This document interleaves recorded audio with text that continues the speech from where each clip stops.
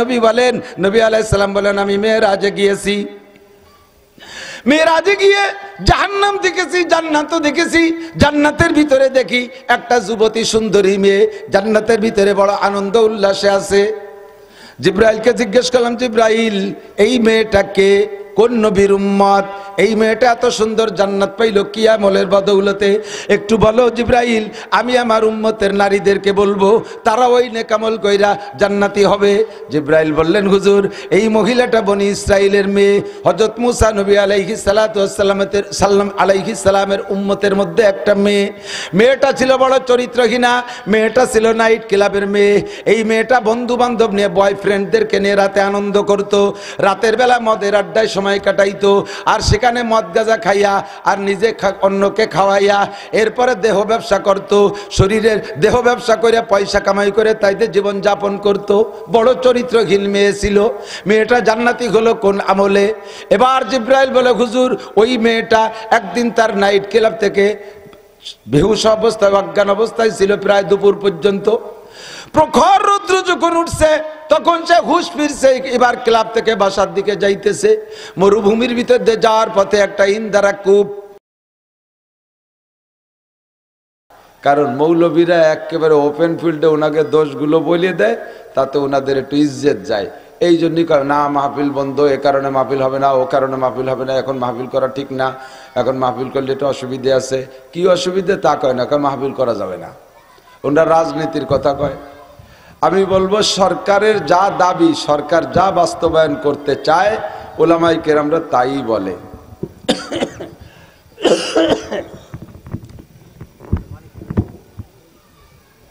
আরে এটা বাড়াতে বাড়াতে ওজনে মুখ সরি চলে যাচ্ছে, ঘুরিয়ে কথা কোথায় ধরে, আমি কি ধরে রাখবো ওইটাই নিয়ে? হ্যাঁ, এই বড় মাইক্রোফোন তোমরা ছোটগুলো ক্লিপগুলো আনবা, যাতে ওজন কম হয়। এটাতে ঘুরিয়েই যাচ্ছে বারবার। তো ওই নিচে একটা কাগজ ভাজায় দাও।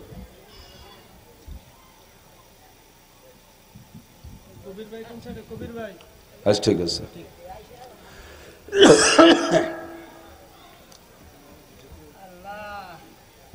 যত দুর্নীতি, এটা দমন করার দায়িত্ব সরকারের, ঠিক না? তো দুর্নীতি যদি নিজে করি তাহলে আর কারে দমন করব? সরকার দুর্নীতি দমন করার জন্য দুর্নীতি দমন বাহিনী ও পুলিশের মধ্যে তৈরি করছে অ্যান্টি করাপশন।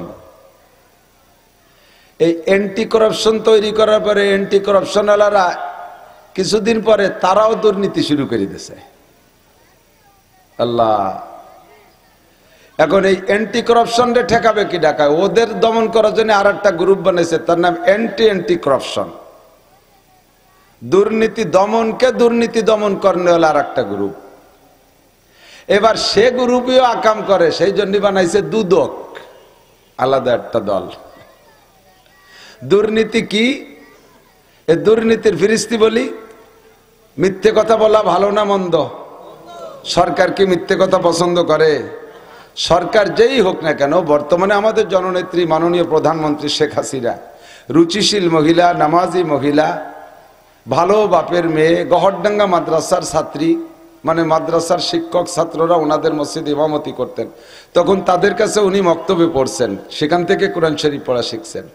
সারা বিশ্ব ভ্রমণ করেছেন, ভালো ভালো দেশ ঘুরে ঘুরে দেখে সেখান থেকে আদর্শ সংগ্রহ করে এনে বাংলাদেশকে স্মার্ট বাংলাদেশ, ডিজিটাল বাংলাদেশ গড়ার একটা প্রত্যয় নিয়ে লম্বা টাইম উনি দেশকে শাসন করতেছেন, যার বাস্তব আমরা অনেকটাই উপভোগ করতেছি।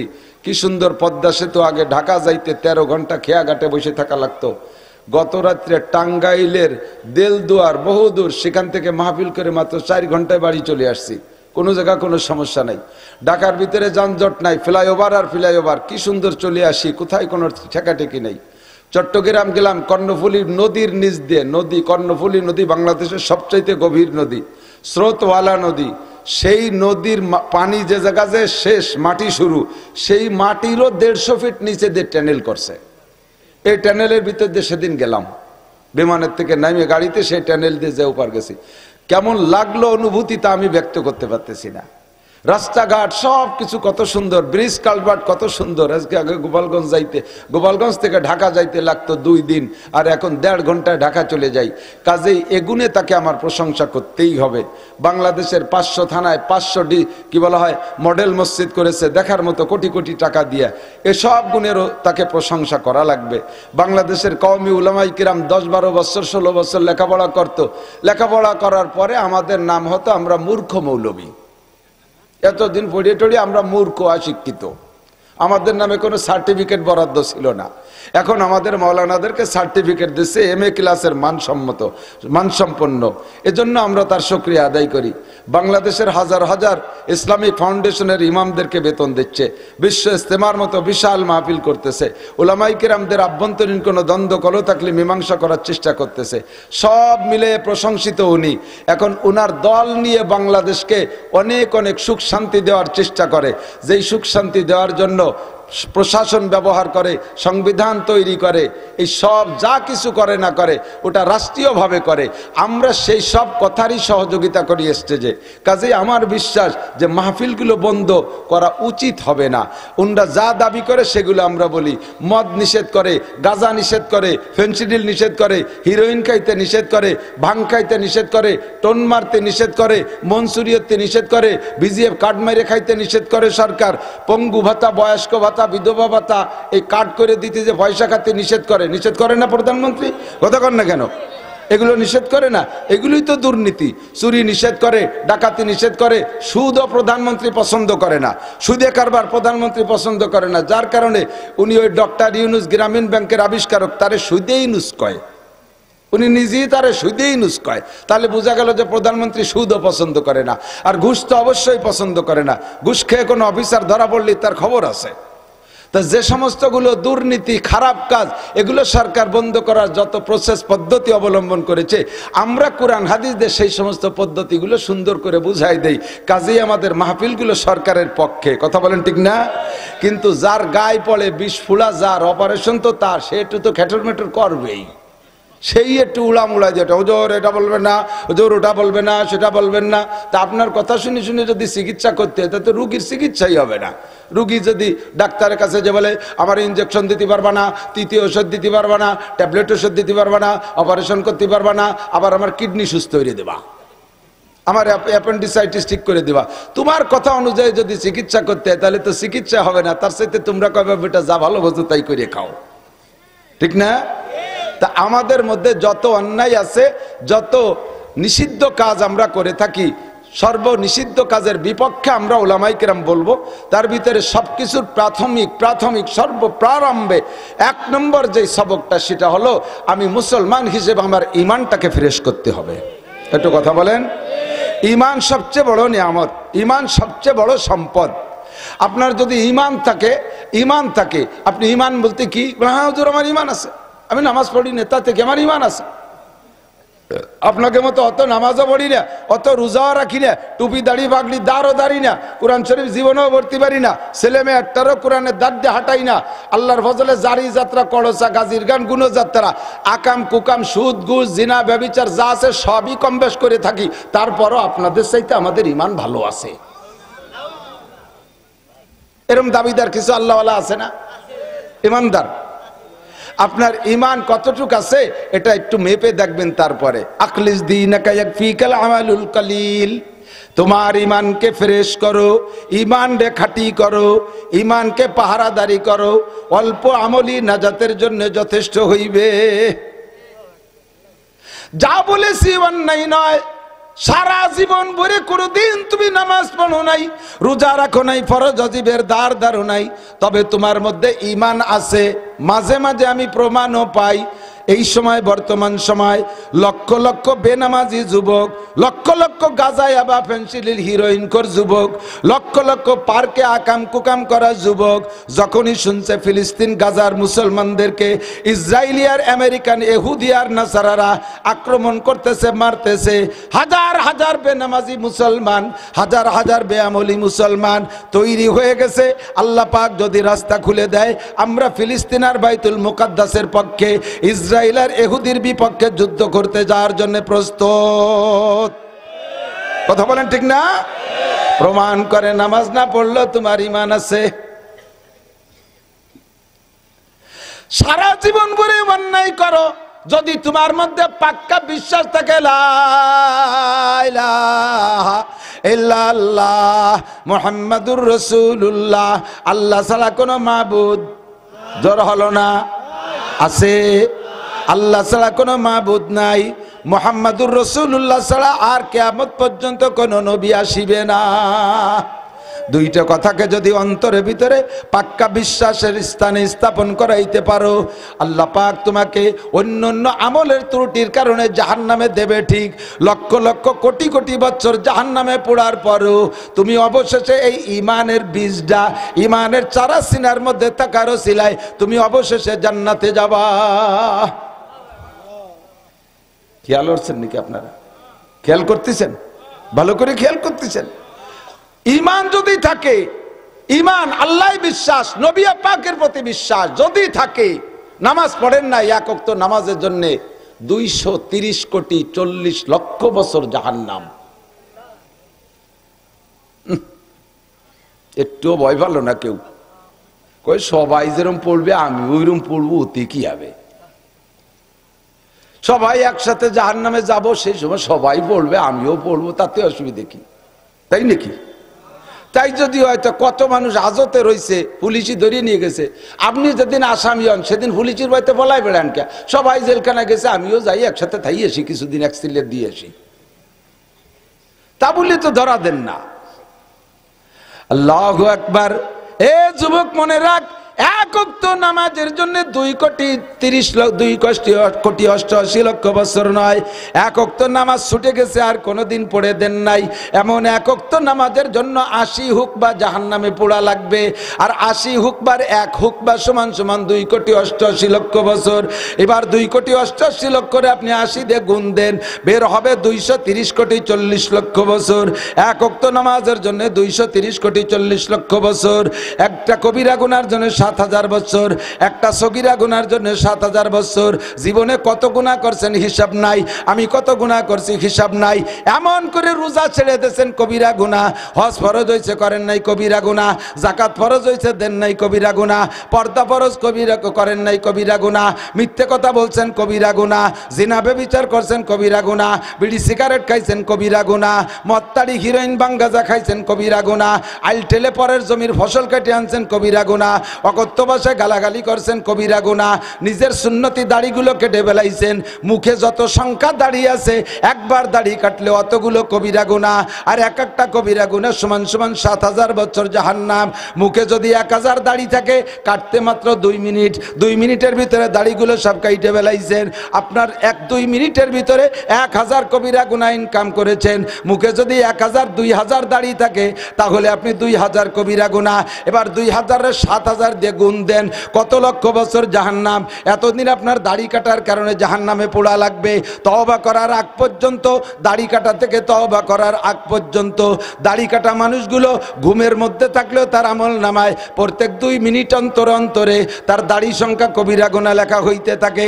দাড়ি কাটা মানুষ নামাজরত অবস্থায় 2 মিনিটে তার দাড়ি সংখ্যা কবিরা গুনাহ। দাড়ি কাটা মানুষ হজ করতেছে তওয়াফের ভিতরে, প্রত্যেক 2 মিনিটে দাড়ি সংখ্যা কবিরা গুনাহ। নামাজি দাড়ি কাটা মানুষ তিলাওয়াত করতেছে, তিলাওয়াতের ভিতরে তার আমল নামায় কবিরা গুনাহ। ঘুমিয়ে আছে তার মধ্যে কবিরা গুনাহ। এমন করে জীবন ভরে যত কবিরা গুনাহ করেছেন, সমস্ত কবিরা গুনাহ সাজা শাস্তি খাটার পরে শুধুমাত্র ঈমান আছে লা ইলাহা ইল্লাল্লাহ মুহাম্মাদুর রাসূলুল্লাহ, এই কলেমার বদৌলতে অবশেষে জান্নাতে যাবা।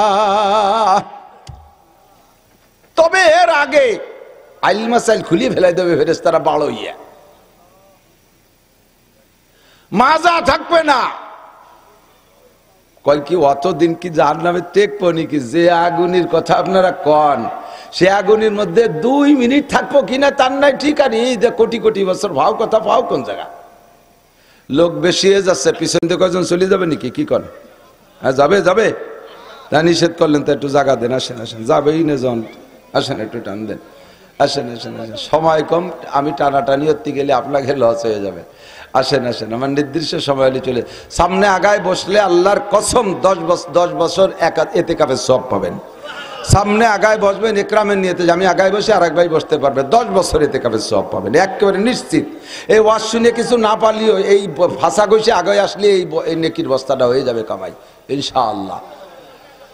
আল্লাহ আর এক বাইরে জায়গা দিলে আপনি দুনিয়ায় জমি জায়গা কিনতে পারেন আর না পারেন, আফসাহিল্লাহু লাকুম, আল্লাহ তাআলা আপনার জান্নাতের মধ্যে জায়গা কিনে দেবে। এক্ষুনি জান্নাতের মধ্যে জায়গা দলিল হয়ে যাবে। জমি জান্নাতের মধ্যে জমি হবে আপনার, বসবাস আপনিই করবেন, ওর মধ্যে হরিপদ নইলে ঋষি আর গৌর গোবিন্দ যাবে না, আপনার জায়গায় আপনিই থাকবেন ইনশাআল্লাহ। কাজেই আমরা মিশে মিশে বসবো, একরামের নিয়তে, সামনে ফাঁকা থাকলে সেটুকু পুরো করে বসবো। আল্লাহ কবুল করুক, বলেন আমিন। তো কি বলছি ভাই, একটা জাহান্নামে এতদিন থাকবো কি থাকবো না এই সংশয় দূর হয়ে যাক। আল্লাহ পাক নিজেই বলেন, কুল্লামা নাদিজাত জুলুদুহুম বাদদালনাহুম জুলুদান গায়র। প্রত্যেক মুহূর্তে মুহূর্তে জাহান্নামের আগুনে পুড়াইয়া আপনার শরীরের রক্ত মাংস সব খসায় ফেলবে, ভস্ম করে দেবে। তাহলে শরীরে আর রক্ত মাংস না থাকলে তার পোড়া খাবো কোন জায়গায়? কয় যে নতুন করে আরেকটা দেহ তৈরি হয়ে যাবে সঙ্গে সঙ্গে। এইভাবে পরিবর্তন করবে কেন? কয় একটা দেহের উপরে দীর্ঘক্ষণ শাস্তি দিলে ওর ভিতরে একটা সহনীয় ভাব এসে যায়, ধৈর্য এসে যায়, তখন বেবদ হয়ে যায়, আর মারপিটের পিটেন প্লেট পায় না। চোররে মারি দেখছেন, চোররে কি পয়লা কয় বাড়ি দিলি গ্যা গ্যা হয়ে কান্দে, এরবারে বাড়ি দিলি খালি তাহলে তাকে আসলে টের পায় না, বাড়িতে গাছ বেবদ হয়ে যায়। এই জন্যে জাহান্নামের ভিতরে একই জাহান্নাম অনেকদিন পুড়তে খাটতে খাটতে উপভোগ করতে করতে সহ্য এসে যেতে পারে। প্রত্যেক সেকেন্ডে একটা দেহ পরিবর্তন করে দেওয়া হবে, আগের দেহের চাইতে নতুন দেহের ভিতরে আপনার অনুভূতি শক্তি হবে 100 গুণ বেশি। কাজেই আপনি এই চিন্তা করেন না যে ও 2 মিনিটই পুড়িয়ে শেষ হয়ে যাব তারপরে যাওয়াই হবে। আল্লাহ জাহান্নামকে আল্লাহ জাহান্নাম বানাইছে আমাকে কষ্ট দেওয়ারই জন্য। আল্লাহ যেন আমাদের সকলকে জাহান্নাম থেকে নাজাত দেয়, সবাই বলেন আমিন। আপনারা সবাই জান্নাতে যাবেন, বলেন আলহামদুলিল্লাহ। সবাই জান্নাতে যাবেন, বলেন আলহামদুলিল্লাহ। একজন কাফের, মুশরিক, ইহুদ, নাসারা, এই জামানার ইহুদ নাসারা, ওই ইসরায়েলিরা ইহুদি আর আমেরিকানরা নাসারা, পশ্চিমেরা নাসারা। এই পাশে আছে চায়না, রাশিয়া, জাপান টাপান, এই দিক দিয়ে আছে বুদ্ধ, মাঝখানে আছে আমাকে দাদা বাবুরা এই বেশতে, আর ও পাশে পাশ মিলেই আমরা মুসলমান। গোটা দুনিয়ার ভিতরে বর্তমানে একমাত্র মুসলমান মোমেন কলেমা পড়া ছাড়া আল্লাহর কসম কোন জাতি একটা মিনিটের জন্য ভেস্তে যাবে না, নিশ্চিত। এ ব্যাপারে নিশ্চিন্তে থাকেন। এখন মুসলমান জান্নাতে যাবেন, যার জন্য আপনাকে সেরকম একটা অবস্থান দুনিয়া থেকে তৈরি করে যেতে হবে। আপনার ঈমান, যেহেতু বলছি, এই ঈমানটাকে আপনাকে ফ্রেশ করতে হবে। আল্লাহ পাক রব্বুল আলামিন বলেন, ইন্নাল্লাহা লা ইয়াগফিরু আন ইউশরাকা বিহি ওয়া ইয়াগফিরু মা দুনা যালিকা লিমান ইয়াশা। সারা জীবন ভরে অন্যান্য হাজার গুনাহ করছো, হাজার হাজার গুনাহ করছো, যে কোনো একটা বাহানায় আল্লাহ তাআলা সব গুনাহ মাফ করে দিতে পারে। যে কোনো ছোট্ট একটা বাহানায় আল্লাহ মাফ করে দিতে পারে, ছোট্ট একটা বাহানায় মাফ করে দিতে পারে। আমরা কিতাবে পড়েছি, সম্ভবত ইমামে গাজালি রহমাতুল্লাহ আলাইহি, উনি তো বড় লেখক ছিলেন, উনার আমলে তার বল পেন ছিল না, শেষ ছিল দত কলমের কালি। মনে আছে নাকি মুরব্বীরা? দত কলমে লেখছেন না? আমি তো পাতাড়ি অনের ছাত্র, তালপাতার পাটিতে বসতাম, তালপাতায় লেখছি, আমি লেখছি, আর আমার মুরব্বীরা তো আরো বয়সী যারা, তারাও লেখছে। মনে আছে নাকি তালপাতার লেখা? দত বইরে কালি বানাই, এরকম বুতামের মতো কালি পাওয়া যেত হাটেতে, 10 পাই একটা মুখ মুখ চোখ কান জামা কাপড় সব কালি কালি হয়ে যেত। আলগা দতের কালি, আর ভাইজলে মেরে একজনের একজনের সিটেই মিটেও দিতাম ছোটবেলায়। ইমামে গজালি রহমাতুল্লাহ আলাইহি কাঁচা কালিতে কিতাব লিখতেন। তো একদিন লিখতেছে, লিখতে লিখতে লিখতে লিখতে একটা মাছি আইসা উনার নিবের উপরে বারবার পড়তেছে, আর উনি তারে তাড়াই দিচ্ছে। তখন উনি ভাবলেন যে হয়তো এই মাছিটা একই জায়গায় এতবার পড়তেছে কেন, নিবের মাথায় পড়ে কেন, কলমের গোড়ার দিক পড়তো, ও জায়গা পড়ে কেন? তখন উনি বুজুর্গ মানুষ ভাবছে সম্ভবত এই মাছিটার পানির পিপাসা হয়েছে, হয়তো কোথাও পানি পাই নাই, তাই এখানে কালিরে পানি মনে করে বসছে। উনি কিছুক্ষণ অফ রাখছে, লেখা বন্ধ রাখছে, মাছিটা নিবের উপরে কিছুক্ষণ বসে থেকে এরপরে চলে গেছে। ওই যে গেছে, তার মাছিটা আসে নাই। তখন উনি বুঝলেন যে অবশ্যই তার পিপাসা, আগে তারে বসতে দেই নেই, পানি খাইতে দেই নেই, বিদায় বারবার আসছে। যখন সে পিপাসা নিবারণ হয়ে গেছে, একবারে চলে গেছে, আর আসে নাই। ইমামে গজালি রহমাতুল্লাহ আলাইহির ইন্তেকালের পরে স্বপ্ন ওহী না, তবে স্বপ্ন হলো মোমেনের স্বপ্ন, ওহির 46 ভাগের 1 ভাগ, অর্থাৎ 46টা স্বপ্ন যদি একজন মুসলমান দেখে, তার 45টা মিথ্যে, একটা সত্য। ওহী যেমন সত্য, মোমেনের 46টা স্বপ্নের একটা স্বপ্ন সত্য হতে পারে। তো এক বুজুর্গ ইমামে গজালি রহমাতুল্লাহ আলাইহির খলিফাদের মধ্যে এক বুজুর্গ স্বপ্নে দেখতেছে যে ইমাম গজালি জান্নাতের মধ্যে বড় আনন্দ উল্লাসে আছে। ওই জান্নাতের ভিতরে থাকা অবস্থায় জিজ্ঞেস করছে, হযরত আপনি জান্নাতের মধ্যে এই পরিবেশ পাইলেন কিভাবে, এত সুন্দর জান্নাত পেলেন কিভাবে? উনি বললেন যে আমার জিন্দেগীর সব আমল আল্লাহ তাআলা একটা বাহানায় নষ্ট করে দিয়েছে, কোনো আমল কাজে লাগে নাই।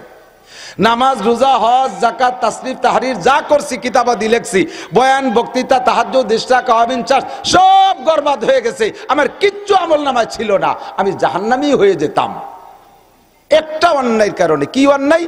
কয় একদিন আমি রাতের সকালবেলা আমার পেটের মধ্যে গড়গড় শব্দ হচ্ছে, বাথরুমে যাচ্ছি, তা আমার একজনে জিজ্ঞেস করছে, হযরত অন্য দিন তো এই টাইমে এত বাথরুমে যান না, আজকে যাচ্ছেন কেন? তা আমি বললাম যে রাতের বেলা দুধ খাইছি, এই দুধ খাওয়ার কারণে আমার পেট খারাপ হয়েছে, আমার একিনটা আল্লাহ থেকে নিয়ে আমি দুধের দিকে নিয়ে আসছি, আল্লাহ পাক আমারে এই ভুলটা ধরিয়ে ফেলাইছে, এইটা আমার নাকি শিরিক হয়ে গেছে, যে আমি কুদরত আল্লাহর দিকে না রাইখা দুধের উপরে কেন আস্থা নিলাম, যে দুধে আমারে পেট খারাপ করছে, এই শিরিকের কারণে আমার সব আমল বাতিল হয়ে গেছে, আমার জন্য জাহান্নাম ওয়াজিব হয়ে গেছিল। পরে ভেস্তে গেলেন, কয় যে আমি একদিন লিখতেছিলাম, একটা পিপাসিত মাছি এসে আমার নিবের উপরে বৈশা একটু কালি খেয়ে তার পিপাসা নিবারণ করেছে, ওর দোয়ার ওসিলে আল্লাহ তাআলা আবার আমার সব গুনাহ মাফ করে দিয়েছে। রহমতে হক বাহানমি জুয়াদ বুখারী শরীফের মধ্যে হাদিস আসছে, পরিষ্কার সহিহ হাদিস। আল্লাহর নবী বলেন, নবী আলাইহিস সালাম বলেন, আমি মেরাজে গিয়েছি, মেরাজে গিয়ে জাহান্নাম দেখেছি, জান্নাতও দেখেছি। জান্নাতের ভিতরে দেখি একটা যুবতী সুন্দরী মেয়ে জান্নাতের ভিতরে বড় আনন্দ উল্লাসে আছে।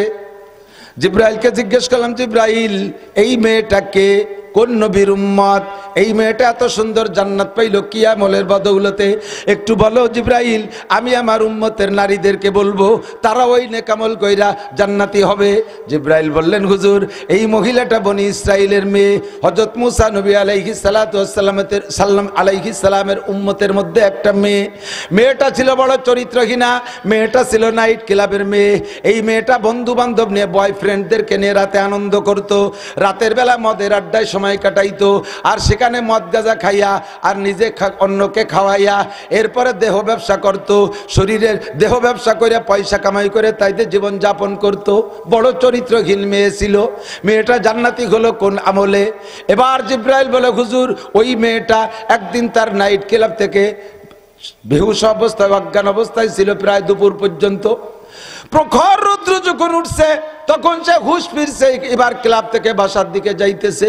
মরুভূমির ভিতর দিয়ে যাওয়ার পথে একটা ইন্দারা কূপ, বুখারী শরীফের হাদিসের তরজমা বলছি, মরুভূমির ভিতরে একটা ইন্দারা কূপ। ওই মেয়েটা যখন ওই কূপের কাছে গেছে, গিয়ে দেখে একটা কুত্তার জিহ্বা বেরোইয়া এমলাইয়া কানতেছে। একবার ওই ইন্দারার নিচের দিকে তাকায়, আবার এদিক ওদিক তাকায়, আবার ইন্দারা ছেড়ে দূরে কোথাও যায় না। স্বাভাবিকভাবে যেই প্রাণীর ভিতরে লোভ বেশি, ওই প্রাণীর জিহ্বায় রস বেশি, যে প্রাণীর জিহ্বায় রস বেশি ওরা কিন্তু লোভী বেশি হয়।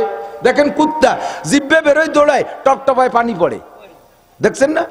মানুষের মধ্যে যারা একটু লোভী তাকে জিহ্বে পানি বেশি, তাকে সামনে একটা বিস্কুট খাতে গেলিও ঘন ঘন ডোকছে ফের, তার মানে আমার একটু দাও।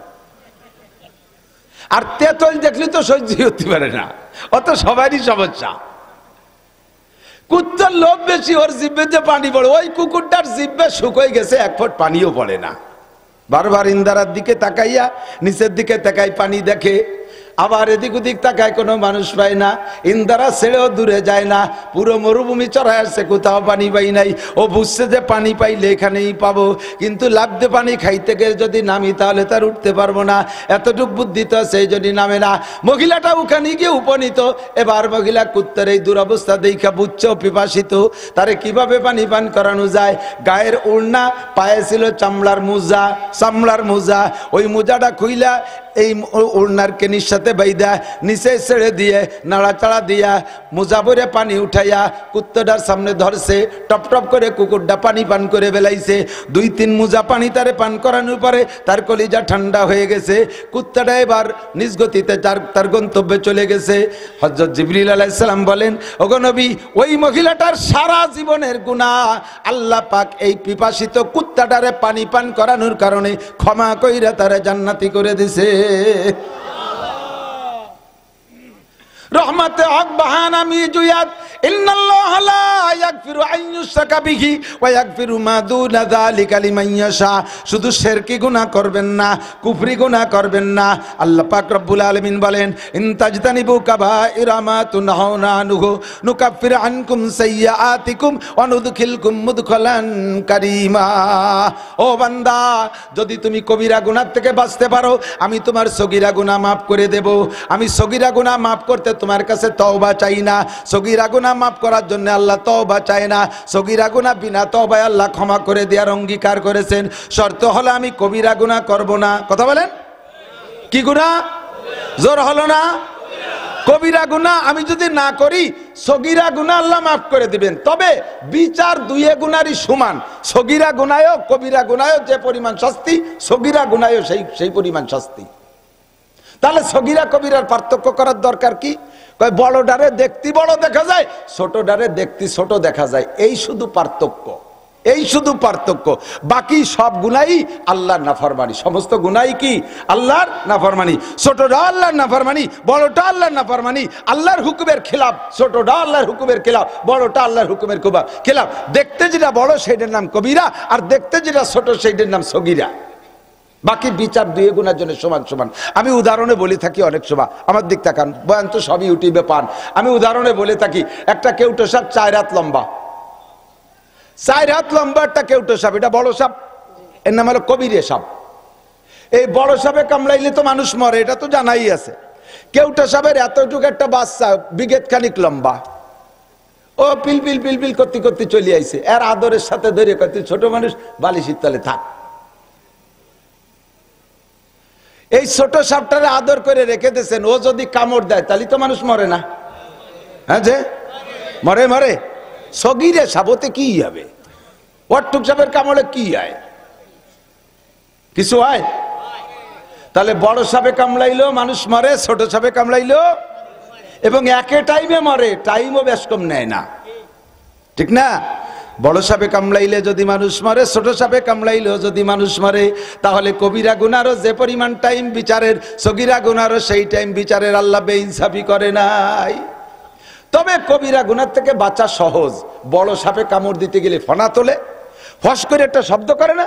সাপ যদি বড় হয়, তার ফসটা বড় হয়, শব্দটা বড় হয়, দূরের থেকে কানে শোনা যায়, চোখে দেখা যায়, তার থেকে আত্মরক্ষা করতে লাভ দিয়ে জাম দিয়ে সরিয়ে যাওয়া যায়।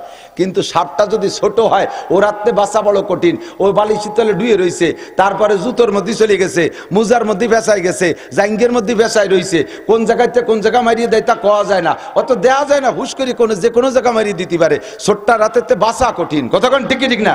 বড়টার হাতের থেকে বাঁচা যায়। আল্লাহ কয় এই জন্যে বড়টার দায়িত্ব তোমার কাছে দিছি, যেটার থেকে বাঁচা কঠিন ওইটার দায়িত্ব আমি নিলাম। তোমার জিন্দেগিতে যত সগীরা গুনাহ হবে, বিনা তওবায় আমি আল্লাহ ক্ষমা করে দেবো। কোন সুবহানাল্লাহ। শর্ত হলো তুমি কবিরা গুনাহ থেকে বাঁচো।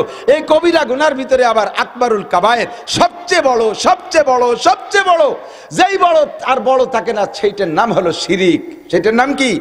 আল্লাহ কয় লা তুশরিক বিল্লাহ ইন্না শিরকা লাযুলমুন আযীম। ও বান্দা, যা কিছু করিস না করিস, আমার সাথে শিরিকটা করিস না, এতে আমি বেশি কষ্ট পাই। আমার সাথে শিরিক করিস না, আমি বেশি কষ্ট পাই। ইহুদিরা শিরিক করে, নাসারারা শিরিক করে, ইহুদিরা শিরিক। আমাদের বর্তমানে বাংলাদেশে প্রচুর হয়ে গেছে। আমার ভাইরা উনরা লা মাযহাবি দাবি করে, আহলে হাদিস দাবি করে, গায়ের মুকাল্লিদ দাবি করে, মাযহাবিদেরকে ধিক্কার দেয়, ধমক দেয়। এনাদের উলামায়ে কেরাম যারা, তারা বর্তমানে বলতেছে যে ইহুদি আর নাসারারা এরা শিরিক করে না, আর ওই এরা কাদিয়ানীরা শিরিক করে, ফিলিস্তিনিরা শিরিক করে, হানাফিরা শিরিক করে, শাফিরা শিরিক করে, চরমুনাইরা শিরিক করে, তবলিগালারা শিরিক করে, গোবেরডাঙ্গালারা শিরিক করে, সুটপারুজুর শিরিক করে মরছে। আমরাও বলে বর্তমানে শিরিক করি। এই জন্য উনরা ইহুদি আর নাসারা, ইসরায়েল আর আমেরিকার পক্ষ নেছে। আল্লাহই বলেন ইহুদ নাসারার চাইতে বড় মুশরিক হয় না। ক্বালাতিল ইয়াহুদু উযাইরুন ইবনুল্লাহ। শিরিকের 1 নম্বর শিরিক হলো আল্লাহর সাথে সমকক্ষ কেউকে মনে করা, আল্লাহর ফ্যামিলিতে সদস্য তৈরি করা। এটা হলো 1 নম্বর শিরিক। এ ভাই, আল্লাহর ফ্যামিলিতে সদস্য আছে? কথা বলেন, আছে? আল্লাহ কয়জন?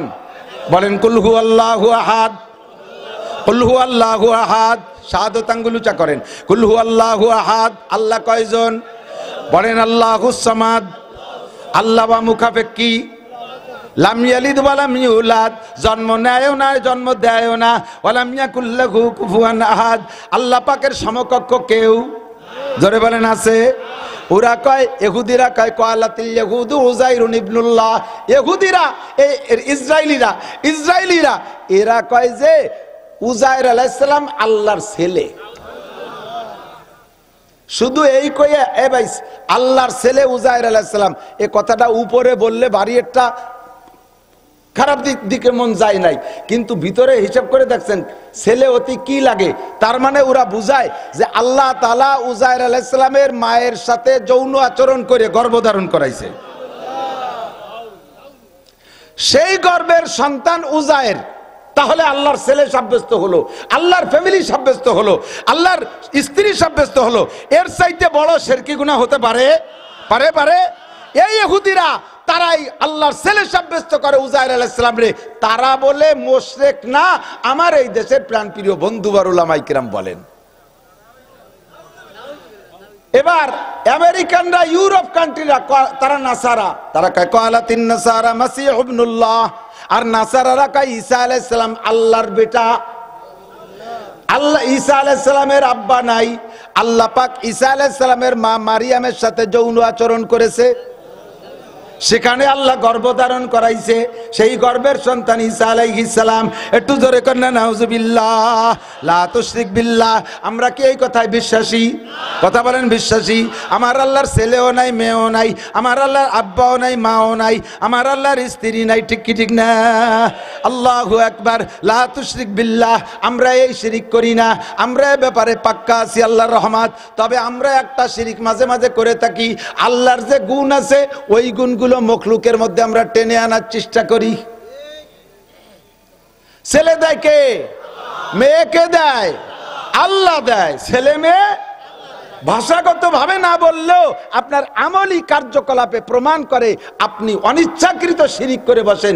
আপনার স্ত্রীর যদি পরপর একাধিক ততাধিক কন্যা সন্তান হয়, যদি কন্যা সন্তান হয়, আরো যদি তার চেহারা ভালো না হয়, তাহলে সব যত দোষ নন্দ ঘোষ মহিলাটার উপরে প্রেসার ক্রিয়েট করে, আছে না নাই? আবারও মাই হইছে, দেব তোরে তালাক এবার। এর সাথে তো বাংলা আনুষঙ্গিক মোটা মোটা বাংলা আছে, তা তো আর আমি হুজুর মানুষ করতে পারতেছি না। জানি না তা না, জানি মাশাআল্লাহ সবই জানি। এই মেয়ে ওয়াটা কি বোর দোষ না আল্লাহর দোষ? দোষ হলি কার দোষ? দোষ যদি হয় তাহলে কার দোষ? আল্লাহর দোষ। আর আল্লাহ তো দোষ করে না। আল্লাহ কয় আমি যদি কোনো বান্দারে ভালোবাসি, মোহাব্বত করি, পছন্দ করি, তাহলে তাকে আমি একটা কন্যা সন্তান দান করি। কয় আল্লাহ তুমি একটা দাও, খুশি হয়ে দাও, দাও এ সাতটা হলো কে? আল্লাহ কয় সাতটা হলো কে? তা বোঝো নাই? তুমি শ্বশুর বাড়ি থেকে কয় লাখ টাকা খাইছো? মোটে 1 লাখ টাকা আনছিলাম আর একখান মোটর সাইকেল। কয় সেই কয়খান বেরিয়েবো না তোর মধ্যে?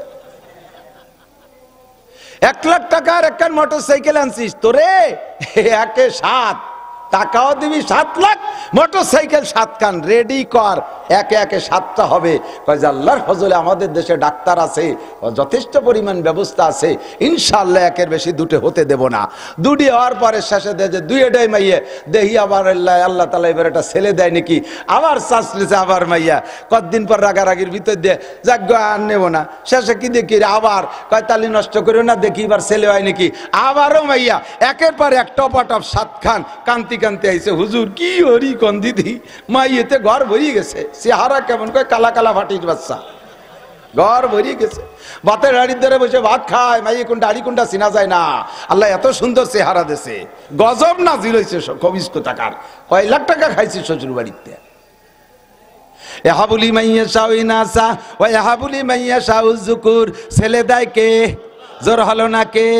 মাইয়ে দেয় কে? ছেলেদের মেয়েদের জমজও দেয় কি দেয় না? আবার কেউ রে আল্লাহ নিঃসন্তানি বানায় রাখে। মাইয়াশা ইয়াহাবুলি মাইয়াশা ইনাসা ওয়া ইয়াহাবুলি মাইয়াশা যুকুর আও ইউযাব্বিজুহুম যুকরান ওয়া ইনাসা ওয়া ইয়াজআলু মাইয়াশা ওয়াকিমা। যারা স্ত্রী পেটে ততাধিক কন্যা সন্তান হইলে প্রেসার দেয়। অনেক সময় শ্বশুর শাশুড়িও ওই বিটার বউটার সই দেখতে পারে না। যে বউকে ছেলে হইছে তাকে বেশ আম্মা আম্মা মুহাম্মদ তালে তালে থাকে, একরে মূলবাসীর মতো হাম্বা হাম্বা হতে তালে থাকে তাদের পিছনে। আর যে বউডার খালি কয়টা মাইয়ে তারে কোণঠাসা করে দেয়, তারে সংসারের সব কাজ তার গাড়ি চড়ায় দেয়। এমনি মহিলাদের নিজেদের পেটে যদি পুত্র সন্তান হয় তাহলে মহিলাদেরও হিম্মত বাড়ে, কারণ তারা জানে ছেলেরা সব দিন মার পক্ষে আর মাইয়েরা চলে যায় বাপের পক্ষে। কথা কন কন, যারা বড় হয়েছেন বুড়ো হয়েছেন তারা সাক্ষী দেন, 2-3টে মাইয়ে আছে, 2-3টে ছেলে আছে। আপনি কন তো মাইয়েরা কার পক্ষে? আপনার পক্ষে। ছেলেরা তার মার পক্ষে। আপনি বুড়ো কালে বুড়ির একটা শহর দিয়ে দেখেন খেলা কারে কয়, ছেলেরা গলা ধাক্কাতে ধাক্কাতে, তুমি বাড়ি চাও কি তবলিক সহি দাও না, বাড়ি থেকে খালি খেসের মতন আমার মার সাথে মারামারি। আরে মাইয়েরা আইছে ওর মা রেট আছে, আব্বা বুড়ো হয়ে গেছে, তুমি কেন বাদাতি যাও কদি আমার একটা আব্বা। মাইয়েরা যায় তার মারে শাসায়, আর ছেলেরা যে বাপরে গলা ধরে তবলিগি পাঠায়। ঠিক না? রান্না হয়ে গেছে, খাইতে বসবেন, ছোট মোটো ছেলে আছে মাইয়েও আছে, দেখবেন ছেলেরা টুপ টুপ করে যে খাইয়ে দিয়ে ক্রিকেট খেলতে চলে গেছে, মাইয়ে দুটি এসে গলা জড়াই ধরে, আবু ভাত খাবেন না, আবু ভাত খাবে, তুই খাইগে যা না, তুই না, তুমি না খালি আমি খাবো না। মাইয়ে দুটি বাপরে ছাড়া খাতি যাবে না, ছেলেরা কোন ফাঁকে ফাঁকে খাইয়ে চলে গেছে ফিল্ডিং মারতে। সত্য না মিথ্যা? ঠিক না করলেও ঠিক, আমি তো পরীক্ষিত। বড় মাছ নিছি বাজারে, এই বড় মাথা রান্না করছে আস্ত মাথা। এই ছোট ছেলে কইতেছে আম্মু মাথা আজকে আমি খাবো। আমার মাইয়েটা কইতেছে এই মাথা তুই খাবি না, মাথা খাবে আমার আব্বু। ও তো এক হলো না যে মাথা আমি খাবো তুই খাবি না। ছেলে কয় মাছের মাথা আমি খাবো, মাইয়েটা কয় না যে আমি খাবো, মাইয়ে কয় আমার আব্বু খাবে তুই খাবি না। এই হলো দরদি মাইয়া। ঠিক না? তুমি মারা যাওয়ার পরে ছেলে দেখবে আগাইন্দে বাগাইন্দে সিগারেট খেয়ে বেড়াচ্ছে, সে বউ নিয়ে গল্প হতেছে, আর মাইয়া এসে গলা জড়ায় ধরে হুমড়ি খাই কান্দে, ও আব্বা, আর আব্বা করতে পারবো না। ঠিক না? সেই মাইয়ে হওয়ার পরে স্ত্রীর পর প্রেসার করে যারা, তাদের একিন যে মাইয়েটা বানাইছে বউতি, আল্লাহর পর বিশ্বাস নাই, এটা গোপন শিরিক হয়ে গেছে। কি শিরিক? এটা গোপন শিরিক হয়ে গেছে। ইন্নাল্লাহা লা ইয়াগফিরু আন ইউশরাকা বিহি। এখন যদি আল্লাহ কয়, এদিক তাকান, আল্লাহ যদি কয় যে তোর বোর পেটে মেয়ে হওয়ার কারণে তোরা কয়বা বেটা অপছন্দ করলি, রাগারাগি করতেছিস, তাহলে বোঝা গেল তোরা মাইয়ে পছন্দ করিস না, ছেলে ভালো লাগে। তাই বউ বিটি মানুষ পারে না, দুর্বল, যা বানাইছে তা মাইয়ে হয়ে গেছে। তোরা বিটা মানুষ শক্তি আছে, কয়বা বেটা, ছেলেটা তোরা বানা। কতক্ষণ পারলি ছেলে তুলা বানা, ছেলের আর কিছু না, ছেলের ছেলে কটি যেটুক লাগে সেইটুক বানাতি, সেটুকের নাম করলাম না। ছেলের ছেলে কটি যেটুক লাগে তাই বানা। তাই যদি না পারিস তাহলে স্ত্রীর পর প্রেসার দিস্কার, এটা গোপন শিরিক। দোকান খুলে দিয়ে লাখ লাখ কোটি কোটি টাকার মালিক, ক্যাশব্যাক সবার টাকা রয়েছে, হাজি সাহেব নামাজ পড়িয়ে পাগড়ি বান্ধা, তসবি, চরমনের মুরিদ, তবলিগের 3 ছিল সাথী, জিকির করতে করতে তসবি হাতে করে আইসা ক্যাশব্যাক খুলে দোকানে শাটার খুলে দিয়ে বসছে, একেবারে শাহানশা চেহারা, কি সুন্দর সানগ্লাস, একেবারে গোল্ডেন ফ্রেম দিয়ে বসছে, দেখতে ফেরেশতার মতো মনে হচ্ছে, মাথায় লাল রুমাল, উপরে সৌদি আরবের টায়ারটা লাগাই দিছে। ফকির খুশিতে খুশিতে আইছে যে কিছু না হলে, কোনো জায়গা না হলে এই জায়গা কাজ হবে। আইসে বলতেছে কাকা কিছু দেন। কাকা সেই সময় মাফসায় কা বাবা এখনো বউনি করি নেই। উনার একিন যে যদি দিনে আমার কিনা বেচা বউনি না করার আগে, বউনি করার আগে যদি আমি দোকানেতে দেই তাহলে আসবে না, খালি যাইতে থাকবে। সকালে যদি যাওয়া শুরু হয় তাহলে যাইতে থাকবে, আগে কিছু আসতে হবে তারপরে দেব। এই যে একটা আকিদা, এটা হিন্দুয়ানি আকিদা, যে সকালে বউনি হওয়ার আগে কেউ দেওয়া যাবে না। এইভাবে কোটি কোটি টাকার মালিক ফকিরের কাছে মাফসায়, বাবা মাফসাই বউনি করি নেই। এটা একটা শিরিক, এটা একটা শিরিক। ফকির কয় যে ঠিক আছে তোরে মাফ করিয়ে দিয়ে গেলাম, দিনের মধ্যে যেন তুই বউনি করতে না পারিস। আমিও তো তোর কাছে বউনি করতে আইছিলাম, তা আমি যদি না পারি তা তুই না করলে আবার কি? কতক্ষণ লা তুশরিক বিল্লাহ ইন্নাশ শিরকা লাযুলমুন আযীম লাইলা ওয়া নাহারা। দান করবা দিনে ও রাত্রে, আলো আর আধার নাই, যখনই মানুষে চাই তখনই দিবা। তুমি যেরকম যে অবস্থায় দিবা, রাত্রে দিবা আল্লাহ তোমারে রাত্রে দেবে, দিনে দিবা আল্লাহ তোমারে দিনে দেবে। তুমি বউনি করার আগে দিবা, আল্লাহ তোমারে বউনি করার আগে দেবে। এবার ফকির বদ দিয়ে চলে গেছে, সারাদিন বসে রয়েছে, একটা কাস্টমারও আসে না, দাম দর ঠিক করে চলে যায়, পাশের দোকানের থেকে সাধারণ মাল কিনে নিয়ে চলে যায়। মাসের পর মাস চলে যায়, কেনা বেচা হয় না। এবার চলে গেছে খাজা বাবার দরবারে, বাবার দরবারে মান্যত একটা দিয়া সে জায়গা দিয়ে দোয়া নিয়েছে, বাবা কেনা বেচায় বরকত দিও। বাবার কোনো ক্ষমতা আছে কিনা বেচায় বরকত দেওয়া? বরকতের মালিক কে? আল্লাহ বরকতের মালিক। আল্লাহ কয় বাবা আর গাজা বাবা কোনো তাই কাম হবে না, কোনো তাই কাম হবে না। ওই ফকিরের কাছে মাপ চাইয়া তারে দে ফিরে আবার বউনি করা। সে যদি মাপ করে তাহলে তার দোকানে কিনা বেচা হবে। আমি ফকিরের দোয়া কবুল করে ফেলাইছি। একে চশমে জাদান গা ফেলা যা শাহানা বাসি, শায়াদ কেনে গা কুনাদা গাহানা বাসি, শায়াদ কেনে গা কুনাদা গাহানা বাসি। কখন আল্লাহ দোয়া কবুল করে তুমি জানো না। ফকির যখন কইছে যে তুই যেন দিনের মধ্যে বউনি করতে পারিস না, ওই দোয়া আল্লাহ তাআলা সেই সময় কবুল করে ফেলাইছে। কোন কবর আর মাজারের কোন ক্ষমতা আছে? মনের থেকে বলেন আছে? আছে? আরে কি ক্ষমতা? বাইচে থাকতে ছিড়তে পারেন না একটা লুমাও, মরার পরে কবরে যে বলে বিশাল বুজুর্গ হয়ে গেছে। বড় কি বুজুর্গ, কি তার কি আছে? অভাবের ঠেলায় তার উপরে ড্যাগ একটা পাইতে তুইছে, আমি কবরে বড় অভাবে আছে, আমার কটা পয়সা করি দাও। মুসলমান কত বড় ইমানি দুর্বলতা! মানুষে মাজার কাছে যে সিজদা দেয়, মাজারে মান্যত করে, মাজারে গরু দেয়, ছাগল দেয়, মাজার আল্লাহর কি ক্ষমতা আছে? বিশ্বের শ্রেষ্ঠ মাজার মুহাম্মদুর রাসূলুল্লাহ সাল্লাল্লাহু আলাইহি সাল্লাম। সৌদি আরব থাকা মানুষ আছেন না? সৌদি আরব থাকেন, হজে গেছেন না? আছেন না? আপনারা বলেন তো, আল্লাহর রসুলের মাজারের চাইতে বড় বা দামি মাজার হয়? সবাই বলবো হয়? হয় না। আমার নবীর রওজার পাশে বাঙালি হাজিরা যাইয়া, এই বাংলাদেশেতে মাজার পুজো করার অভ্যাস, বাবার দরবারে মোমবাতি আর আগরবাতি আর ছাগল গরু কুত্তো দেওয়ার অভ্যাস আছে, সেই জায়গা যাইয়া মোনাজাত করে, ইয়া রাসূলুল্লাহ ইয়া হাবিবাল্লাহ আমারে কিছু দেন। সৌদি আরবের পুলিশরা আকাম কুকাম যাই করুক, শিরিক করে না, তারা ইমানের ব্যাপারে বাড়ি পাকা। সাথে সাথে বাহুডা ধরে ঘুরে দেখে, ইস্তাকবিলাল কিবলা, এই কিবলার দিক ফের, এদিক ফিরে রইছিস কে? ওই যা সালতুম ফাসআলুল্লাহ, চাইতে হলে আল্লাহর কাছে চাও। লিমা তাসালু ইনদা মুহাম্মদ, মুহাম্মাদের কাছে চাও কে? হুয়া ইনসান, সে মানুষ, ও আনতা ইনসান, তুইও মানুষ। লা শাইআ ফি ইয়াদিহি, তার হাতে কিচ্ছু নাই, কুল্লু শাই ফি ইয়াদিল্লাহ, সবকিছু আল্লাহর হাতে। জোরে বলেন কার হাতে? সবকিছু কার হাতে? ছেলে মেয়ে সবকিছু আল্লাহর হাতে, ক্ষমতা আল্লাহর হাতে। মুহাম্মাদের কাছে চাইস কে?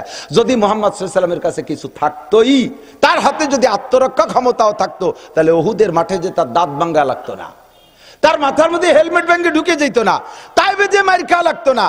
তার যদি সম্পদ ভান্ডার তার হাতে থাকতো, তাহলে 1 মাস পর্যন্ত তার বাসায় চুলো জ্বলে নাই। সে এত অভাবে থাকবে কে?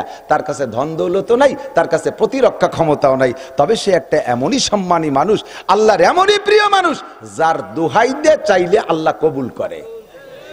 তার দোহাই দে চাবি, তার দোহাই দে, পীরির দোহাই বাদ দাও। সরমুনার পীর সাহেবের নামে মান্যত করলেও মুশরিক, সদর সাহেবের নামে মান্যত করলেও মুশরিক, নবীর নামে মান্যত করলেও মুশরিক। মান্যত হলে হবে কার নামে? আল্লাহর নামে। কতক্ষণ এই শিরকি গুনাহ থেকে বাঁচেন। ওয়ালা তুশরিক বিল্লাহ, আল্লাহর সাথে শিরিক করো না। ইন্না শিরকা লা যুলমুন আযীম, আকলিস দীনাকা ইয়াকফিকাল আমালুল কলিল। আমি অনেক আলোচনা করে থাকি, আজকে আমার মাথার মধ্যে আসছে, শিরক থেকে আগে ঈমানকে পরিচ্ছন্ন করাই, শিরিক থেকে আগে ঈমানকে পরিচ্ছন্ন করাই। সর্বময় ক্ষমতার মালিক আমার আল্লাহ। খাওয়ায় আল্লাহ, পড়ায় আল্লাহ, বাঁচায় আল্লাহ, ছেলে দেয় আল্লাহ, মেয়ে দেয় আল্লাহ। একজন দেই যে তার ঘরের ভিতরে দরজার কাছে একটা ল্যাংটা পুলার ছবি দিয়ে ক্যালেন্ডার বানানো, তাই একখান ঝুলনু বড়। জিজ্ঞেস করলেন, তোরা নামাজি মানুষ, ইয়া ঝুলইছিস কেন? তা কইতে চায় না, এবেলা নামা, আবার নামায়ও না, এ নামাজ টেকা। পরে জ্ঞানোর থেকে হয়ে যান। আগে তো দুটি মাই হয়েছে, একজন কইছে যে গর্ভবতী অবস্থায় যদি ল্যাংটা ফুলাপানের এই জিনিসটা দেখা যায়, তাহলে ছেলে হয়। আমি কোরে দাতাল, আমি দেখবো তোর কি হয়। নামা কবিস কোথাকার, পেটের মধ্যে বাইরের ক্যালেন্ডারের হুক আছে, পেটের মধ্যে সাল হয়, তোর চেয়েছে কোন সোর? নামা। সেই সময় দমকে নামাইছে, পরে শুনলাম যে আবারও টানাইছে। আর আমি আর চেয়াতে যাই না, যে ওকে মনে চাচ্ছে টানাক, সময় মতো শুনবারই কি হয়। পরে 2-3 মাস পর ডেলিভারি হয়েছে, ও আমারে দেখলে আর এক রাস্তায় দিয়ে সিঁড়ি যায়। আমি ডাকে, কি খবর, কি দেখি হলে তাতে কলি টলি না, এ ছেলে মেয়ে হলি তো আমারে দাওয়াত দেয়, দোয়া টোয়া নেয়। সেই আকিকা টাকিকা নাম টাম রাখতে কয়, না ভাই জান একটু লজ্জায় পড়ে গেছি, এই জন্য করতে পারি নে, মাই এইবার দুটি হয়েছে। তাহলে তা যা দেখলি তাকো,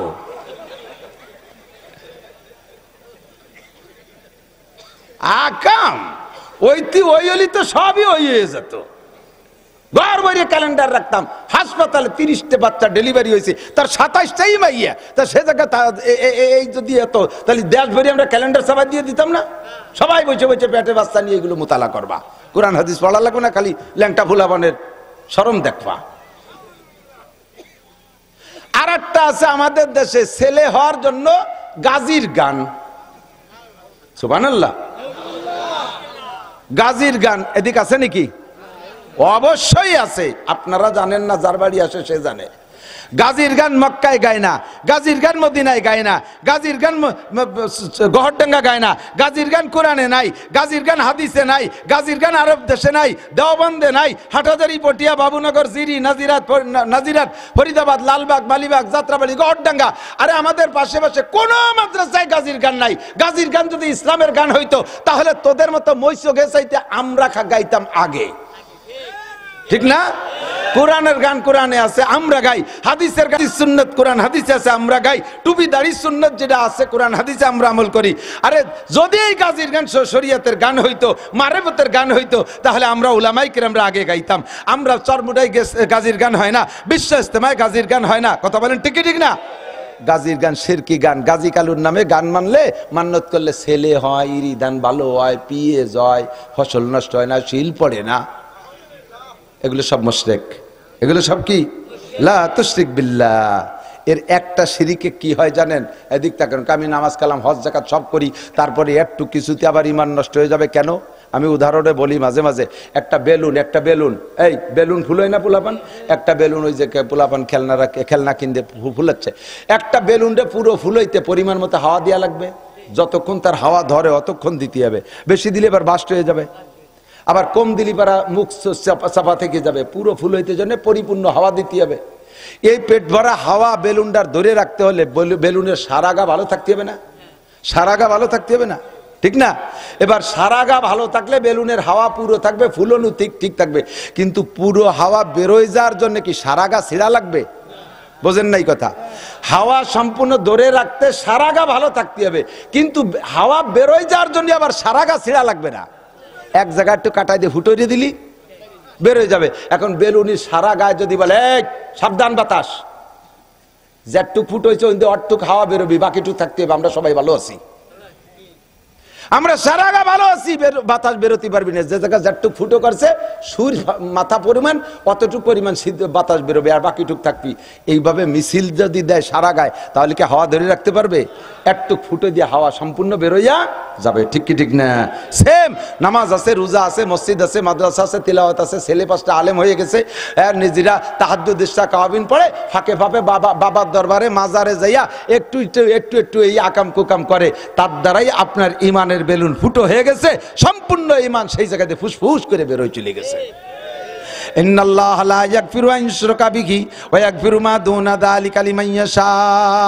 হে বান্দা, যদি তুমি কবিরা গুনাহ থেকে বেঁচে থাকতে পারো, ইনতাজতানিবু কাবাইরা মা তুনহাউনা আনহু নুকাফির আনকুম সাইয়্যাতিকুম ওয়া নুদখিলকুম মুদখালান কারীমা। আমাদের দেশে কোনো মাজার থাকলে মাজারের কাছে যাব, কথা বলেন যাব?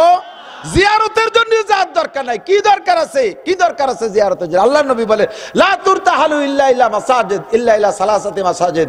কোন মসজিদ উপলক্ষে সফর করা জায়েজ নাই। টাঙ্গাইলের মসজিদটা বড় শহীদ, আমি কালকে রাত্রে টাঙ্গাইল থেকে আসছি, যে জায়গা মাহফিল করছে তার 5 কিলোমিটার দূরে ছিল ওই মসজিদটা। ওই যে 150 গম্বুজ না 250 গম্বুজ জেলা মসজিদ বানাইছে, বহু মানুষ সে জায়গা দেখতে যায়। ওই জায়গা থেকে ওই জায়গা যাইতে আমার গাড়িতে যে পরিমাণ তেল পড়বে, কিয়ামতে আমার জব দেয়া লাগবে, তুমি খালি মসজিদ দেখতে জায়গা আইছো কে? মসজিদই যাবেন, তবলিগলারা যায় তবলিগের কাজে, মসজিদ দেখতে যায় না। কতক্ষণ মসজিদ দেখতে যায় না, শুধু মসজিদ উপলক্ষে সফর যায় যায়। আরে মসজিদ উপলক্ষে যদি সফর না যায় যায়, তাহলে বাবার দরবার আর খাজার দরবারের উপলক্ষে কিভাবে সফর জায়েজ হয়? সে জায়গা আপনি পয়সা খরচ করে কেন যাবেন? ईमान के फ्रेश करें अखलिस दीनका याकफिकाल আমালুল কলিল তোমার ঈমানকে খাঁটি করো অল্প আমলই নাজাতের জন্য যথেষ্ট হইবে আমার সমাজের ভিতরে আছে ভাইরে দিক তাকান পর্দা পর্দা হুজুর ওই সাবজেক্ট বাদ দেখুন এখন কি তাই করা সম্ভব ভাবি বড় ভাবি তার হাতে আমি বড় হইছি সেই ভাবিরে দেখতে পারবো না এই সংসারে থাকারই দরকার নেই মামির হাতের দুধ ভাত খেতে বিজায় বিঠে সেই দুধ ভাত খাইয়া আমি মানুষ হইছি আর আজকে সেই বড় মামি আমার মারা গেল তারে দেখতে পারবো না ওই সব এখন মানার দিন নেই বলার সাথে সাথে আপনি কাফের হয়ে গেছেন চাচিরে দেখতে পারবো না মারা যাওয়ার পরে পাক্কা কাফের বেঁচে থাকতে দেখতে পারবো না চাচিরে তুমি তা এটা আমি মানতে পারি না আপনি কাফের যেই 14 জনের সাথে বিয়ে হারাম ওই 14 জন ছাড়া বাকি কোন মহিলাকে আপনি ইচ্ছাকৃতভাবে দেখার উপলক্ষে দেখতে পারবেন না এমনি আচানক হঠাৎ চোখের সামনে এসে গেছে এক নজর পড়ে গেছে সেটা ভিন্ন হুজুর আলী রাদিয়াল্লাহু আনহু বলেন ইয়া আলী লা তুতবিন নাজরাতান নাজরাতা ফাইন্না লাকাল উলা হে আলী যদি কোনো নারীর দিকে তোমার এক নজর নজরে ফুজাত বলে আরবিতে আচানক দৃষ্টি পড়ে যায় তাহলে তাড়াতাড়ি নজরকে ক্লোজ করো ওয়াকদুদ তোমার চক্ষুকে নিচু করো কুল্লিল মুমিনিন ইয়াগুদ্দু মিন আবসারিহিম চক্ষুরে নিচু করো দ্বিতীয়বার তুমি টান নজরে তাকায় থেকো না যে হুজুর কইছে এক নজর দেখা যায় যাচ্ছে একে নজরে 1.5 ঘন্টা চাক তাকায় রইছিস কি আমি কই আল্লাহর কুদরত নিয়ে ভাবতেছি আল্লাহ এই মেয়েটার আল্লাহ কি সুন্দর চেহারা দেছে আল্লাহর কুদরত নিয়ে গবেষণা করতেছি চোখ খুশি বেলায় দেবে তোর তুই কুদরত দেহারা জায়গা পালি না চোখ পড়ার সাথে সাথে চোখ করে নিচু করে ফেলো চোখ লম্বা করবা না লা তুতবিন নাজরাতান নাজরাতা ফাইন্না লাকাল উলা এক নজর জায়েজ প্রথম নজর নজরে ফুজাত যখন বুঝবেন মেয়ে কোন মেয়ে তাহলে এক নজরও জায়েজ নাই আর আমার সমাজে কি হয়ে গেছে ঘরের ভিতরে যুবকরা ঢুকে চলে আসতেছে কাশ নাই পাত নাই লাভ দিয়ে ঢুকে চলে গেছে যাই দেখে যে স্বামী স্ত্রী দুইজন ভিন্ন কায়দায় বসে গল্প করতেছে উনি তার মধ্যে গেছে লাইট হয়ে চিৎ করে ফেলাই দেওয়ার দরকার লা তাদখুলু বুয়ুতান গায়রা বুয়ুতিকুম হাত্তা তাস্তানিসু ওয়া তুসাল্লিমু আলা আহলিহা আল্লাহর কোরআনের হুকুম ওই ঘরে ঢোকার জন্য তুমি আগে তাদের সাথে বাইরে থেকে সম্পর্ক করো বাইরে থেকে সম্পর্কের সিস্টেম কি ওয়া তুসাল্লিমু আলা আহলিহা বাইরে থেকে সালাম দিবা আসসালামু আলাইকুম আসসালামু আলাইকুম আসসালামু আলাইকুম তিন সালামে যদি জব না আসে ফিরে চলে যাবা ঢুকে পড়বা না এই ছেলেরা মনে রাখবা ছোট পোলাপানরাও খেয়াল রাখবা তুমি যদি বোঝো যে তোমার আব্বা আমার স্যান্ডেল ঘরের বাইরে দেখা যাচ্ছে ওন্ডা রুমের ভিতরে তুমিও সংকেত না দিয়ে ঢুকবা না অনেক সময় আব্বা আমার বেসতর বেহালাত শরমের হালাতটা সন্তানের নজরে পড়ে যায় তাতে সন্তানের চরিত্র নষ্ট হয় আব্বা মা বাকি জীবনে সন্তানকে দেখলেও লজ্জাবোধ করে কতক্ষণ আব্বা মা যে রুমের মধ্যে আছে সংকেত না দিয়ে ঢুকবা না আমার আব্বা মা আমি তাদের ছেলে ঢুকে বলবো অসুবিধা কি ছেলে হও আর মেয়ে হও সংকেত দিয়ে ঢুকবা সংকেতটা হলো সালাম আম্মু আসবো আম্মু আসবো বলবা সালাম দিয়ে আসসালামু আলাইকুম আম্মু আসবো যদি তুমি আওয়াজ না পাও তাহলে ঢুকবা না হয়তো ওরা কোন হালাতে আছে বলতে শরম পাচ্ছে ঢুকবা না যার যদি বলে না একটু পরে আয় বাস সরি চলে যাবা আল্লাহর শরীয়ত কোরআনের শরীয়ত কত সুন্দর কতক্ষণ পরিবারের ভিতরে পর্দা না থাকার কারণে আর আমার কিছু কিছু মুরব্বী আছে এমন বেডঙ্গা ছেলে বিদেশ থাকে সেই ছেলের বউ বাপের বাড়ি ছেলে বলছে আব্বু আমি আসতেছি ফ্লাইট আমার এই টাইমে আমি তো শরীর খারাপ আর সেই তো আর শ্বশুর বাড়ি যে আমি বউ আনতে পারবো না পারলে আপনি নিয়ে আসেন আর না হলে আমার শ্বশুরে ফোন দেন সে দিয়ে যাক বুড়ো কয় না তো শ্বশুরে কব কে আমি বা যাবো কে ওই জামাল রে ফাটাই দিচ্ছি জামাল হলো ছোট ভাই তার বয়স 22 বছর নাবালেগ করে ফাটাই দিচ্ছে এই 22 বছরে নাবালেগ ডারে ফাটাইছে বাবি আনতি বাবি সেই বাড়িতে নিয়ে রওনা দিয়েছে এ বাড়ি পৌঁছে নেই তোরা কোথায় গেছিস আইসি একটু কুয়াকাটা আইসি একটু কুয়াকাটা গেছে দাতালের দাল তুমি বুড়ো কথা ঠিক আছে কালকে সকালে সকালে চলে আসিস রাতভর দুনিয়া যা কাম করছে বুড়োর আমল নামায় ফিলাক্সি লোড হয়েছে সব চলার পথে এই জাতীয় অন্যায় আপনারা বুড়োরা কেন করেন ছেলে বিয়ে দিয়ে নিয়ে আইছে ছেলের বউরে ছেলে পালকিতে নামা আগে তো পালকি ছিল পালকিতে কলইরে নিত এর এখন হয়েছে প্রাইভেট কার এই ছেলের বউরে ঘরে নিতে হবে মুরব্বীরাই কয় কেটা নেবে কেটা নেবে কেটা নেবে কয় মাই জিয়ে জামাই নেবে জামাইতি শালা বউরে কোলে করে গাড়িতে ঘরে নেবে। তোমার এইটাকে যদি জায়েজ মনে করে তাহলে তোমার ঈমান নষ্ট হয়ে গেছে। আর এটাকে প্রথা তৈরি করে দিয়েছে। আর জামাইরাও এই শালা বউরে কোলে ঘরে না নামাতি পারলি তখন তারাও রাগে ফতফত করে, কি জন্য দাঁত দিলে, দাঁত দেওয়ার দরকার ছিল কি, এইরকম অপমান করবে, তার পরের বউ কোলে উঠবি তা না হতে দিলি তোর অপমান হয়। তোর মতো জামাই আসার দরকার নেই, স্যান্ডেল দিয়ে বাড়াই দেবো। এ কথা না কেন, তোর সলাই দিয়ে বাড়াই দেবো, তোর মতো দাঁতাল আমার বাড়ির দ্বারে আসবি রে। সাড়ে শয়তান কোথাকার, সমাজটাকে ধ্বংস করে দিছে এগুলো। মুরব্বীরা, আল্লাহ নবী বলেন সালাসাতুন কদ হারামাল্লাহু আলাইহিমুল জান্নাহ, তিনজনের জন্য বেহেশতে হারাম। কয়জন? এই যেগুলো বলতেছি সব কবিরা গুনাহ। ইবাদত বহুত করছেন, করিয়েন আরো। গুনাহ ছাড়েন, গুনাহ ছাড়িয়ে দেওয়া সবচেয়ে বড় ইবাদত। গুনাহ ছেড়ে দেওয়া সবচেয়ে বড় ইবাদত। কতক্ষণ? পরিষ্কার হাদিস আবু হুরায়রা রাদিয়াল্লাহু আনহু আমার নবী আলাইহিস সালাম হাত ধরে এভাবে ফাদ্দাহুন নাফিয়া, পাঁচটা কথা বলে আঙ্গুলের মধ্যে গুনিয়ে দিয়ে বললেন, এক নম্বরে বৃদ্ধাঙ্গুল ধরে বলেন, কি বলেন? ইত্তাকিল মাহারিমা তাকুন আবাদান নাস, যত হারাম আছে এগুলো ছেড়ে দাও, তাহলে তুমি সবচেয়ে বড় বুজুর্গ। নামাজ রোজা বহুত করা যায়, হজ যাকাত বহুত করা যায়, কিন্তু আকামের স্বভাব থাকলে সেইটি ছাড়া যায় ভারী কঠিন, সেইটা ছাড়া ভারী কঠিন। ইত্তাকিল মাহারিমা তাকুন আবাদান নাস, যত হারাম আছে ছেড়ে দাও, তাহলে তুমি সবচাইতে বড় বুজুর্গ হতে পারবা। একটু প্রতিজ্ঞা করি, এই বিষয়গুলো তো সব মুরব্বীরা এখন ইনভ্যালিড হয়ে গেছে, ছেলেদের কামাই খায়, তাই ছেলেরা ধমক দিয়ে বুড়োগিদের যা করায় তাই করা লাগে। যুবক তোমরা প্রতিজ্ঞা করো, তুমি যদি এখন নষ্ট হয়ে যাও, তুমি একসময় বাপ হবা, তোমার ছেলে আরো নষ্ট হবে। তুমি যদি এখন কোরআন হাদিসের কমান্ড না মানো, তোমার ছেলে মেয়ে আরো মানবে না। যুগে যুগে মুহূর্তে মুহূর্তে দিন বদল আসতেছে, সময় পরিবর্তন হচ্ছে, আপডেট হচ্ছে সবকিছু, নতুন নতুন যা আসতেছে আগের সাথে কোনো মিল নাই। মুরব্বীদের কাছে জিজ্ঞেস করো, ওনাদের জন্ম হয়েছে কয়জনের, সিজারে হয়েছে কয়জনে, এখন থেকে নিয়ে 85-এর ঊর্ধ্বে যাদের বয়স, বলকে 40-এর ঊর্ধ্বে যাদের বয়স, 40-এর ঊর্ধ্বে যাদের বয়স, আমার মনে হয় একজনও সিজারে জন্ম নেই। কতক্ষণ? 40-এর উপরে যাদের বয়স, তার একটাও সিজারে না। এগুলো কি ওই নেই না ফ্যাটে রয়ে গেছে? না অলিভারে আসলো কোন জায়গার থেকে জায়গা? হ্যাঁ, আর এখন বাচ্চা অতি গেলেই পেটে বাচ্চার সংকেত আসছে যে হ্যাঁ গর্ভধারণ করছে, ওই সময় থেকে ব্যারাকের সাথে যোগাযোগ করা সারা সিজারের দিন 30,000 টাকা লাগবে রে। আনাইন্দা জন্নে আবদিবি, আমার আল্লাহকে আনাইন্দা জন্নে আবদিবি, আমার সম্পর্কে যেমন ধারণা করবি আমি সেরকম আচরণ করব। তুই যদি ধারণা করিস যে সিজার ছাড়া হবে না, তাহলে সিজার ছাড়া হবেই না।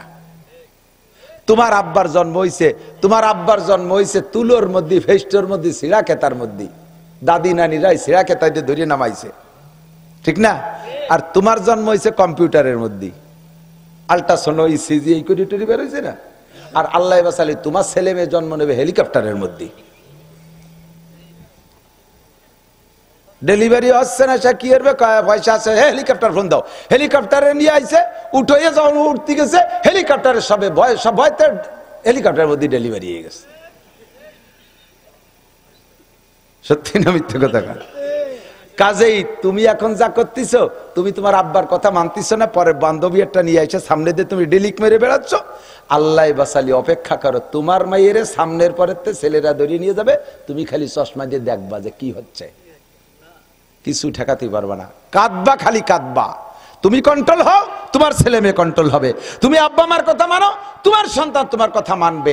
মানার ভিতরে কমে যাচ্ছে। বলেন আমার মুরব্বীরা যারা আছেন তারা বলেন, স্কুলের স্যারদেরকে কি বলেন, বাঘের চাইতে ভয় পেতেন না? বাঘের চেয়ে ভয় পেতেন না?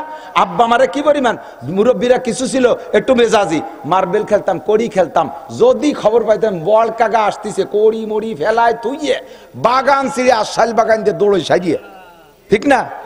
এরপরে মাঝে এক সময় কড়ি খেলার খুব প্রভাব দেখলাম, দেখা যায় বাপ বেটা দুইজনেই খেলতেছে একসাথে, আর মাতে সেগুলো গুছিয়ে দিচ্ছে, বাড়িতে কড়িয়ে নিয়ে দিচ্ছে, পয়সা নিয়ে দিচ্ছে। সুবহানাল্লাহ। তাহলে ডিমোশন কোথায় চলে আসছে?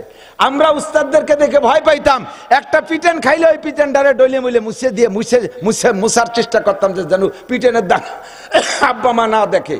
আর এখন একটা পিটেন দিলে যাইয়ে বাড়ি যাইয়ে বলিয়ে কান্দে কাটিয়ে হেড়োই পেড়োই নিয়ে 7-8 জন নিয়ে এসে ধর হুজুরির গলা চিবে ধর, আমার ছেলের মারলো কে, এবার হুজুরির পরে অ্যাকশন শুরু করে দেয়। কাজেই হুজুরটা যেটুক মানুষ হয়েছে, তুমি যেটুক হয়েছো, তোমার ডাল্লায় বাসলি তার কিচ্ছু হবে না। উস্তাদের নামে যদি শিকায়ত করো, উস্তাদের সাথে বেয়াদবি করো, ছেলের উস্তাদের সাথে যদি তুমি তার মারির কারণে অ্যাকশনে যাও, আর ছেলে যদি এইভাবে নালিশ করো, আল্লাহর কসম তুমি মানুষ হতে পারবা না। শিকায়ত কুনাদার কে উস্তাদেরা, গ্রেফতার বাসাদ বালা চারেরা। শিকায়ত কুনাদার কে উস্তাদেরা, গ্রেফতার বাসাদ বালা চারেরা। একে আকে আলমাস ফরামুস সওয়াদ, দেকার তঙ্গে রুজি বা দুনিয়া সওয়াদ। সুয়ামা কে শখসজ বেমিরাত জাওয়া, চাহারাম বে ইমারাওয়াদ জাহা। উস্তাদের সাথে যদি বেয়াদবি করো, উস্তাদের নামে নালিশ করো, উস্তাদের সাথে বেয়াদবি করো, মাদ্রাসার ছাত্র বলো আর স্কুলের ছাত্র বলো, চারটি বিপদ তোমার জন্য অনিবার্য। এক নম্বরে যা পড়বা তা মনে থাকবে না। দুই নম্বরে তোমার রিজিকের অভাব কাটবে না। তিন নম্বরে তোমার অকাল মৃত্যু হবে, উস্তাদের বদদুয়ায় তোমার হায়াত কমায় দেওয়া হবে। চার নম্বরে মরণের সময় কলেমা নসিব হবে না, এমন ধাক্কা মারছে টিরাকে আল্লাহ বলার সময় পাবি না, মরণের সময় কলেমা নসিব হবে না। এই মহা চার বিপদ বেয়াদবের জন্য অনিবার্য। আমরা এখানে আসি, আসার সময় আমি বুঝি তো, দেখি তো, আরে যে ছেলেটা ভালো, এ ছেলেটা দেখলে বোঝা যায় যে ওর মাও ভালো, ঠিক না? আমি এখানে আজকে আসি, একটুকেরটা ফুলা আমার গাড়িতে থাবাই দেখায়, ও কাকা আইসো, কিচ্ছু কলাম নেই। আর আল্লাহর কসম যদি মিথ্যে কথা কয়, আজকে এখানে এই রাস্তায় বুঝছি যে ঠিক আছে, থ্যাংক ইউ, তোর মা আরো বড় বেয়াদব। তুই কোনো আদর্শ মা বাপের সন্তান না। এ ছোটরা মনে রাখিস, এমন আচরণ করলি দেখ আজকে কোন জায়গা দাঁড়াই কয়ে দিছি। এই যে টাওয়ার দাঁড়াইছে কর্ডন শুনছি যে আমেরিকা চলে গেছে এই ওয়াজ, জাপান চলে গেছে এই ওয়াজ। জায়গার নাম করলাম না, চুপ করে থাকলাম কোন জায়গাতে, আমার গোপালগঞ্জের বদনাম তা কয়ে বেলাইছি।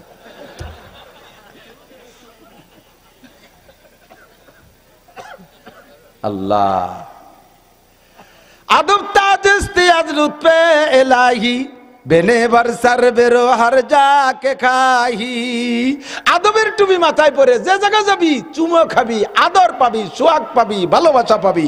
বেয়াদবি করবি তো মাইকে ভাবে বলে দেব, বেয়াদবি করবি তো জুতোর বাড়ি খাতে মুনাজাত করা লাগবে না, দূরের থেকে জুতো চ্যাঙ্গা কপালে ফিয়ে মারবে বিটারা।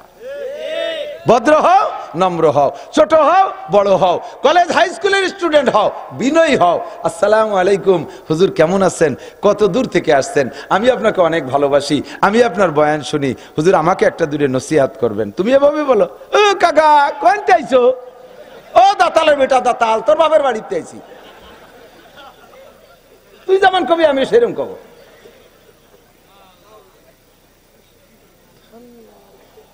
ঠিক কিনা? কামা তাদিরু তুদানু, জৈসা করনি। এগুলো সব বেয়াদবি হলো কবিরা গুনাহ। বেয়াদবি কি? কবিরা গুনাহ। ইনতাজতানিবু কাবার, কবিরা গুনাহ ছেড়ে দাও, নুকাফির আনকুম সাইয়্যাতিকুম, সব সগীরা গুনাহ আল্লাহ তাআলা maaf করে দেবে, সব সগীরা গুনাহ। নবী পাক বলেন আসসালাওয়াতুল খামস, এই গুনাহ maaf করার পদ্ধতি শুনেন। এই হাতের পাঁচটা আঙ্গুল, মাঝে মাঝে বলি দেখাইও, হাতের পাঁচটা আঙ্গুলকে স্বাভাবিকভাবে ফাঁকা করলে সব ফাঁকাগুলো এক সাইজ না, এটা একটু বড় ফাঁকা, এরপরে সমান সমান ছোট ছোট ফাঁকা, ঠিক না? এটা ফজর, জোহর, আসর, মাগরিব, ইশা, এই পাঁচ ওয়াক্তের পাঁচ মাথায় চারটে ফাঁকা আছে। ফজর থেকে জোহর মাঝারি ফাঁকা, আসর, মাগরিব, ইশা ছোট ছোট ফাঁকা। এই যে ইশার পরে আবার ফজর লম্বা সারা রাতির ফাঁকা, ঘুরে পাঁচ ওয়াক্ত নামাজের মাঝে পাঁচটা ফাঁকা আছে। আর পাঁচটা ফাঁকাই গুনাহ করার সুযোগ আছে। সবচেয়ে বড় গুনাহ করার সুযোগ হলো এই ফাঁকাতে, এই ডেতে এই ডে পর্যন্ত এই লম্বা ফাঁকা সারা রাত। আকাম সবচেয়ে বেশি চলে কোন সময়? রাতের বেলা। আল্লাহ নবী বলেন, তুমি ফজরের ঈশার নামাজ জামাতের সাথে পড়েছো, ফজরের নামাজ জামাতের সাথে পড়ছো, এর ওসিলায় সারা রাতের সমস্ত গুনাহ তো মাফ হবেই, বরঞ্চ তোমার আমল নামায় সারা রাত নফল নামাজ লিখে দেওয়া হবে। আমরা পড়বো না ইনশাআল্লাহ? পড়বেন তো ইনশাআল্লাহ? আল্লাহ তাআলা কবুল করুক, বলেন আমিন। আমাদের এই মাদ্রাসার বিপক্ষে কারা একটু হাত দেখান তো মহব্বতের সাথে। একজন, দুইজন বিপক্ষে, তিনজন।